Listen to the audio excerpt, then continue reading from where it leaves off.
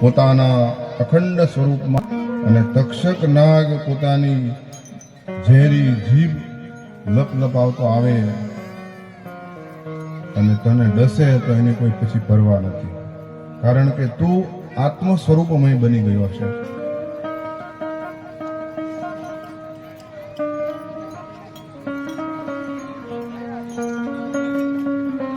સુખદેવજી મહારાજ કહે છે કે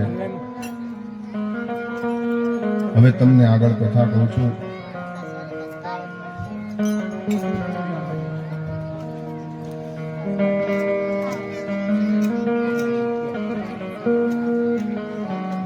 શુદ્ધ પુરાણી કહેવા લાગ્યા કે શૌનકાદિ ઋષિઓ સુખદેવજીનો ઉપદેશ શ્રવણ કરી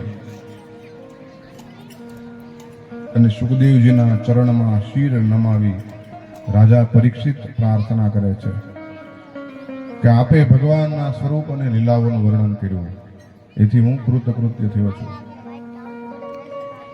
આપે મને અભય પદનો અને બ્રહ્મ અને જીવની એકતાનો સાક્ષાત્કાર કરાવ્યો છે. હવે હું બ્રહ્મમાં સ્થિત થઈ ગયો છું. હવે મને તક્ષક કે બીજા કોઈ પણ રીતે મૃત્યુનો ડર નથી. હવે હું નિર્ભય બની ગયો છું. હવે આપ આજ્ઞા આપો કે હું મારી વાણીને બંધ કરીને મૌન થઈ જાઉં અને પરમાત્માના સ્વરૂપમાં મારા ચિત્તને વિલીન કરી અને મારા પ્રાણોનો ત્યાગ કરી દઉં. શુદ્ધ પુરાણી કહે છે કે આવું કહીને રાજા પરીક્ષિતે સુખદેવજીની પ્રેમપૂર્વક પૂજા કરી. પછી સુખદેવજી વિદાય લઈને પોતાની સાથે આવેલા મહાત્માઓની સાથે ત્યાંથી ચાલી નીકળ્યા. રાજા પરીક્ષિત પોતાના અંતરાત્માને પરમાત્માના ચિંતનમાં સમાહિત કરી ધ્યાનમગ્ન થઈ ગયા. ત્યારે એવું લાગતું હતું કે જાણે વૃક્ષનું કોઈ ઠૂઠું પડ્યું છે. ગંગાજીના તટ ઉપર કૃષ્ણનો અગ્રભાગ પૂર્વ તરફ રાખી આસન તૈયાર કરી રાખેલું, એના ઉપર ઉત્તરાભિમુખ બેસી અને પરીક્ષિત બ્રહ્મ સ્વરૂપ થઈ ગયા. મુનિકુમાર શૃંગીના શાપને કારણે તક્ષક પરીક્ષિતને દંશમાં આવ્યો. ત્યારે રસ્તામાં કશ્યપ નામનો બ્રાહ્મણ મળ્યો છે. આ કશ્યપ બ્રાહ્મણ સર્પના વિષની ચિકિત્સામાં કુશળ હતો.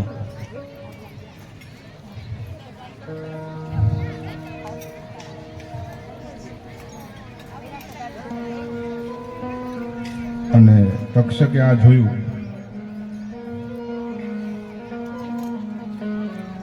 આ બ્રાહ્મણ આવતો હતો જ્યારે તક્ષકે એક વૃક્ષ હતું, લીલાછમ વૃક્ષને તક્ષકે દંશ દીધો. એ વૃક્ષ બળીને ભસ્મ થઈ ગયું, રાખ થઈ ગયું. અને આ કશ્યપ બ્રાહ્મણે જ્યાં પાણીની અંજલી છાંટી તો એ ઝાડ ફરી પાછું હતું ને એવું સજીવન થઈ ગયું. કશ્યપનો આવો પ્રભાવ, એના મંત્રનો આવો પ્રભાવ જોઈ અને તક્ષક નાગે આ કશ્યપ બ્રાહ્મણને ઘણું બધું ધન આપી અને એને પાછો વાળી દીધો. તક્ષક બ્રાહ્મણના સ્વરૂપમાં પરીક્ષિત રાજા પાસે પહોંચ્યો, એને દંશ દીધો. રાજર્ષિ પરીક્ષિત તો તક્ષકના દસ્યા પહેલા જ બ્રહ્મમાં લીન થઈ ચૂકેલા. હવે માત્ર શરીર હતું. સૌની સામે એ શરીર પણ બળીને ભસ્મ થઈ ગયું. પૃથ્વી, આકાશ અને બધી દિશાઓમાં જોર જોરથી પોકાર થવા લાગ્યા. દેવતાઓ ધૂંધભે વગાડવા લાગ્યા, ગંધર્વો ગાન કરવા લાગ્યા, અપ્સરો ગાવા લાગી, દેવતાઓ પુષ્પવૃષ્ટિ કરે છે. બોલીએ શ્રી પરીક્ષિત મહારાજ કી જય. આવી રીતે શ્રીમદ ભાગવત સાંભળવાથી સુખદેવજી મહારાજની કૃપાથી પરીક્ષિત મોક્ષ ગતિને પામ્યા છે. જ્યારે જન્મે જે સાંભળ્યું કે તક્ષકે એના પિતાને દંશ દીધો, ત્યારે એને બહુ ક્રોધ આવ્યો અને એને સર્પ સત્ર યજ્ઞ કર્યો.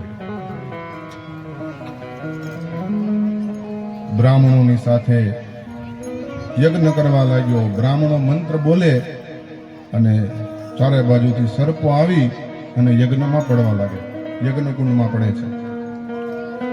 સર્પો યજ્ઞ કુંડમાં હોમાવા લાગ્યા. આ જોઈને તક્ષક ભયભીત થઈને ઇન્દ્રને શરણે ગયો. ઘણા સર્પો હોમ્યા પછી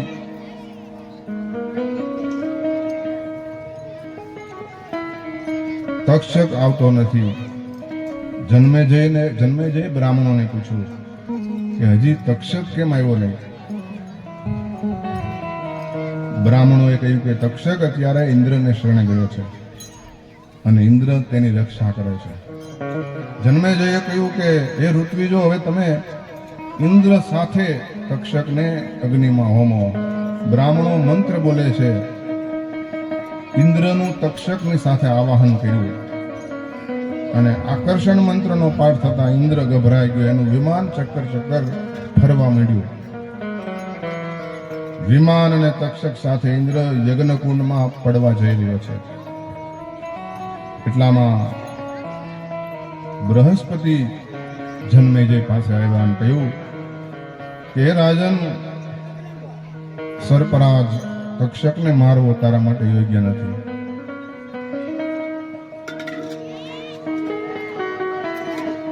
કારણ કે તે અમૃત પી ચૂક્યો છે, અજર અમર છે. એ રાજન, જગતના પ્રાણીઓ પોતપોતાના કર્માનુસાર જીવન, મરણ અને ગતિ પ્રાપ્ત કરે છે. કોઈ કોઈને સુખ કે દુઃખ દઈ શકતું નથી. બધાને કર્મ અનુસાર સુખ કે દુઃખ મળે છે અને અલગ અલગ નિમિત્તે લોકોનું મૃત્યુ થાય. કોઈનું સાપ કરડવાથી, કોઈનું આગ લાગવાથી, ભૂખથી, તરસથી, રોગથી મૃત્યુ થાય, કોઈનું વીજળીથી મૃત્યુ થાય. કોઈને કોઈ નિમિત્તે મનુષ્યનું મૃત્યુ થાય છે.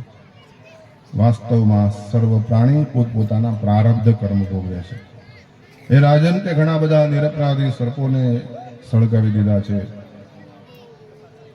અને એટલે આ યજ્ઞ બંધ કર.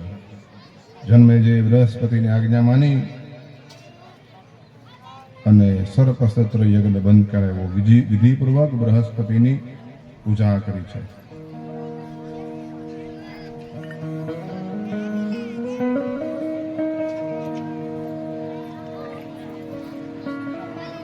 પછી પુરાણોના લક્ષણો કયા છે? સર્ગ, વિસર્ગ, વૃત્તિ વગેરે પુરાણોના 10 લક્ષણો છે. 18 પુરાણો છે.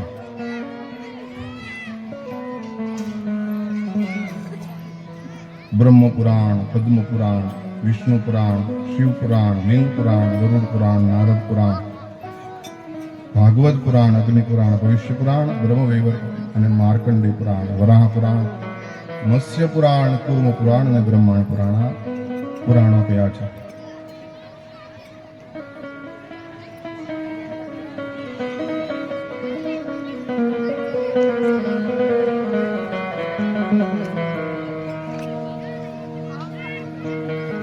સોનક વગેરે ઋષિઓ સુત પુરાણને પૂછે છે કે માર્કંડ મુનિના પુત્ર માર્કંડેય ઋષિ દીર્ઘાયુ ચિરંજીવી છે અને પ્રલય જ્યારે આખા જગતને ગળી ગયો ત્યારે માર્કંડેય બચી ગયેલા. માર્કંડેય તો અમારા વંશમાં ઉત્પન્ન થયેલા છે અને આ કલ્પમાં તો હજી કોઈ પ્રલય થયો નથી. આવું કેમ થયું? સુત પુરાણી કહે છે, પુષ્પભદ્રા નદીના કિનારે ચિત્રા નામની શિલા ઉપર માર્કંડેય ઋષિનો આશ્રમ છે. માર્કંડેય ઋષિ ભગવાનની આરાધના કરતા હતા, તપ કરે છે. ઇન્દ્રે તપોભંગ કરવા અપ્સરાઓને મોકલી પણ ઋષિને વિચલિત કરી શક્યા નહીં. નર અને નારાયણ પ્રગટ થયા, વરદાન માંગવા કહ્યું. માર્કંડેય કહ્યું કે આપ મને માયાનું દર્શન કરાવો. માયા નું વરદાન આપી નર નારાયણ ચાલે બદ્રિકાશ્રમ ગયા. એક દિવસ સંધ્યા સમયે પુષ્પભદ્રા નદીના તટ ઉપર માર્કંડેય ભગવાનની ઉપાસનામાં લીન છે. એકાએક જોરથી આંધી ચાલવા લાગી. ભયંકર અવાજ થયો. વિકરાળ વાદળો આકાશમાં આવી ગયા. વીજળીના કડાકા ભડાકા થવા લાગ્યા. ચમકારા થવા લાગ્યા. સામેલા ધાર વરસાદ વરસવા લાગ્યા. ચારે બાજુ સમુદ્ર ઉમટી પડ્યો. મોટા મોટા મગરમચ્છ ઉછળવા લાગ્યા. ચારે બાજુ પાણી પાણી છે. આકાશ પણ ડૂબવા લાગ્યું. મુનિએ જોયું કે આખી પૃથ્વી ડૂબી ગઈ. પ્રાણીઓ પણ ડૂબી ગયા. માર્કંડેય ભયભીત થઈ ગયા અને પોતાનો જાન બચાવવા ચારે બાજુ પાગલની જેમ દોડવા માંડ્યા. બેહોશ થઈ ગયા. આ રીતે લાખો કરોડો વર્ષ પસાર થયા. તેમણે પૃથ્વીના એક ઢોરા ઉપર એક વડનું ઝાડ જોયું. આ વડના વૃક્ષના ઈશાન ખૂણામાં એક ડાળી હતી અને ડાળીના એક વડના પાન પર એમણે શયન કરી રહેલું એક બાળક જોયું. નાની નાની સુંદર આંગળીઓને એણે પોતાના ચરણ કમળને પકડ્યો અને એને મુખમાં નાખીને ચૂસી રહ્યો છે. આ બાલ મુકુંદ છે. કરારવિંદે નપદારવિંદમ મુખારવિંદે વિનિવેશયંતમ વટસ્ય પત્રસ્ય કુટેશયાનમ બાલમ મુકુંદમ મનસા સ્મરામી. માર્કંડેય ઋષિએ વડલાના પાનમાં બાલ મુકુંદને જોયા. મુનિ વિસ્મય પામ્યા અને બાલ મુકુંદનું દર્શન કરી આનંદ પામ્યા. તેઓ બાલ મુકુંદની નજીક આવ્યા. શિશુના શ્વાસની સાથે તેઓ શિશુના પેટમાં પ્રવેશ્યા અને શિશુના પેટમાં પ્રલયની પહેલા હતી એવી અખિલ સૃષ્ટિ જોઈ. સમુદ્ર, દ્વીપ, દિશાઓ, વન, નદી, પર્વત, પ્રાણી, હિમાલય પર્વત, એમાં પોતાનો આશ્રમ અને એમાં રહેતા ઋષિઓ. આ બધું આશ્ચર્ય પામ્યા અને એ જોતા જોતા અચાનક તેઓ શિશુના શ્વાસ દ્વારા પાછા બહાર આવી ગયા. ફરીથી પ્રલય કાળના સમુદ્રમાં પડ્યા. ફરીથી એક દ્વીપ દેખાણો. એની ઉપર વડલાનું વૃક્ષ દેખાણું. એના પાંદડા ઉપર સૂતેલું શિશુ જોયું. માર્કંડેય મુનિ એ બાળકને આલિંગન આપવા માટે આગળ વધ્યા તો એ શિશુ અંતર્ધ્યાન થઈ ગયું. સાથે વટવૃક્ષ, પ્રલય કાળનું જળ વગેરે અદ્રશ્ય થઈ ગયું. પોતે પોતાના આશ્રમમાં બેઠા છે. સુતજીએ કહ્યું કે હે શૌનકાદ ઋષિ, આ રીતે માર્કંડેય મુનિએ નારાયણ નિર્મિત યોગમાયાના વૈભવનો અનુભવ કર્યો. એકવાર માર્કંડેય મુનિ ધ્યાનમાં લીન હતા. આકાશ માર્ગે શિવ અને પાર્વતી નીકળ્યા અને ભગવાન શંકર માર્કંડેય મુનિ પાસે આવ્યા.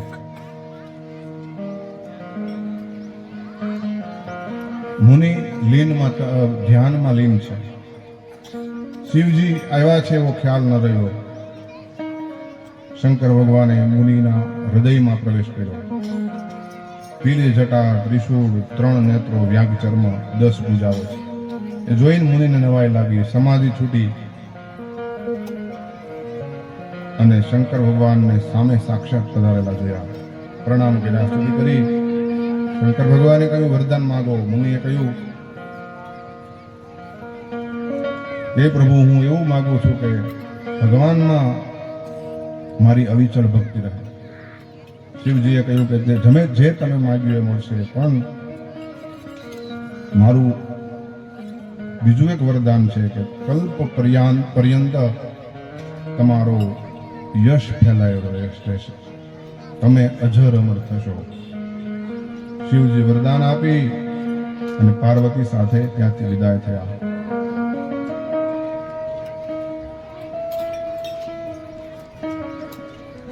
હે શૌનકાદ ઋષિઓ, આ માર્કંડેય જે પ્રલયનો અનુભવ કરેલો તે નૈમિતિક નિત્ય પ્રલય પ્રાકૃતિક પ્રલય ન હતો, પણ ભગવાનની એ માયા હતી.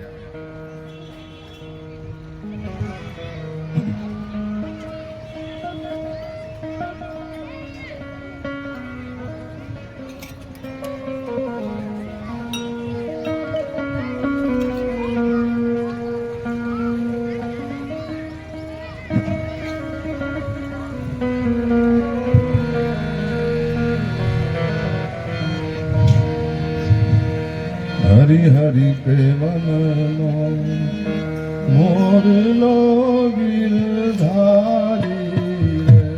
હરિ હરિ કેવન મોરલો ગિરધારી રે.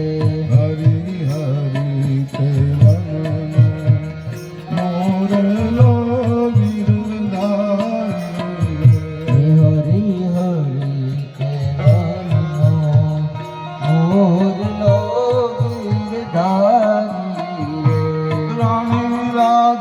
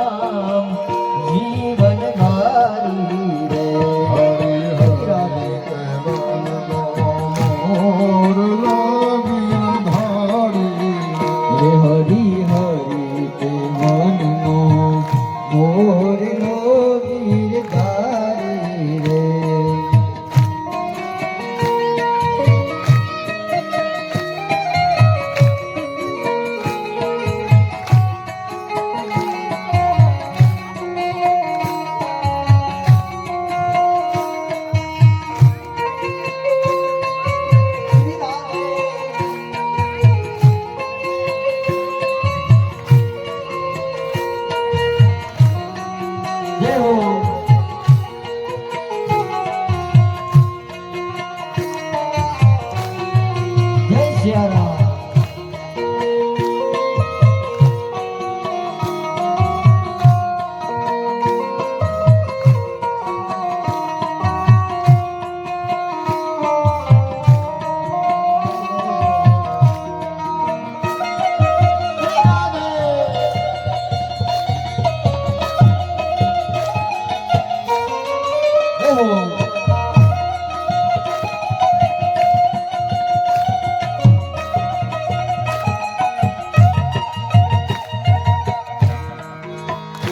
મોટા મોટા દ્વારિકા ગામડા ગિરધારી મોટા મોટા દ્વારિકા ગામડા રે ગીરધારી.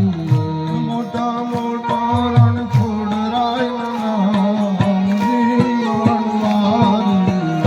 મોટા મોટા રણ છોડ રાયના ધામ જીવન વારી રે.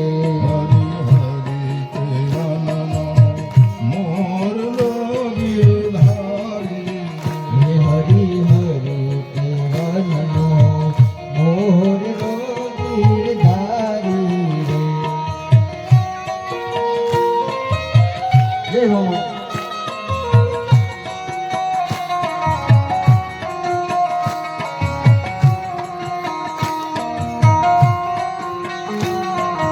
જય રણછોડ.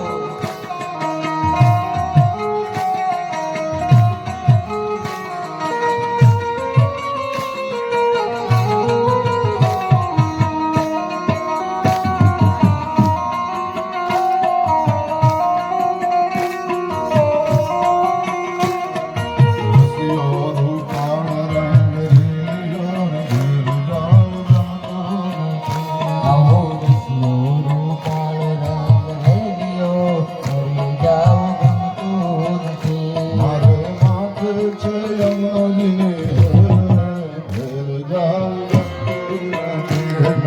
માથે છે યમુના જેવી હેલ રે, હરી જાઓ ગમતું નથી. જય હો. જય કાન રસિયો રૂપાળ રંગ લેલિયો, હરી જાઓ ગમતું નથી. અમે ગાયો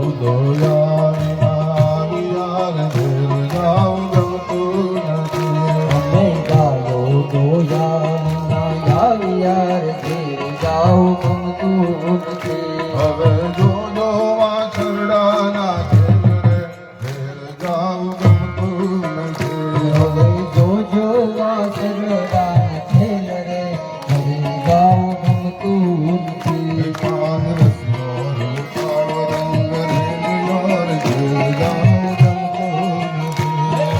રસિયો રૂપાળ રંગ રેલિયો, ઘરે જાઓ ગમતું નથી.